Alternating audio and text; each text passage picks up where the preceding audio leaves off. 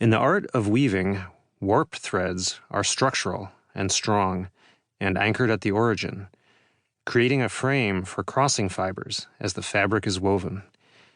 Projecting across the advancing edge into free space, warp threads bridge the formed past to the ragged present, to the yet featureless future. The tapestry of the human story has its own warp threads, rooted deep in the gorges of East Africa, connecting the shifting textures of human life over millions of years, spanning pictographs backdropped by creviced ice, by angulated forestry, by stone and steel, and by glowing rare earths. The inner workings of the mind give form to these threads, creating a framework within us upon which the story of each individual can come into being. Personal grain and color arise from the cross threads of our moments and experiences, the fine weft of life, embedding and obscuring the underlying scaffold with intricate and sometimes lovely detail. Here are stories of this fabric fraying in those who are ill, in the minds of people for whom the warp is exposed and raw and revealing. The bewildering intensity of emergency psychiatry provides a context for all the stories in this volume.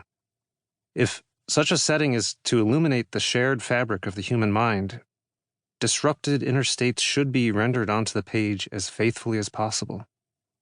So, here, symptom descriptions from patients are unaltered and real, to reflect the essential nature, the true timbre and soul of these experiences, though to maintain privacy, many other details have been changed. Likewise, the powerful neuroscience technologies described, which complement psychiatry by providing a distinct way of looking into the brain, are also entirely real, despite their sometimes science fiction-like and decidedly unsettling qualities. As depicted here, these methods are drawn unchanged from peer-reviewed papers out of laboratories around the world, including my own. But even medicine and science are inadequate alone to describe the human internal experience. And so some of these stories are told not from the point of view of a doctor or a scientist, but from a patient's perspective, sometimes in the first or third person, sometimes with altered states reflected by altered language, where another person's inner depths, their thoughts or feelings or memories, are depicted in this way. The book reflects neither science nor medicine, but only a reaching out of my own imagination, with care and respect and humility, to create a conversation with voices I have never heard but only sensed in echoes. The challenge of trying to perceive and experience unconventional realities from the patient's perspective is the heart of psychiatry, working through the distortions of both observer and observed. But inevitably, the true innermost voices of the departed and the silenced, the suffering and the lost, remain private. Imagination here is of uncertain value, and none is asserted, but experience has revealed the many limitations of modern neuroscience and psychiatry in isolation. Ideas from literature have long seemed to me just as important for understanding patients, at times providing a window into the brain more informative than any microscope objective.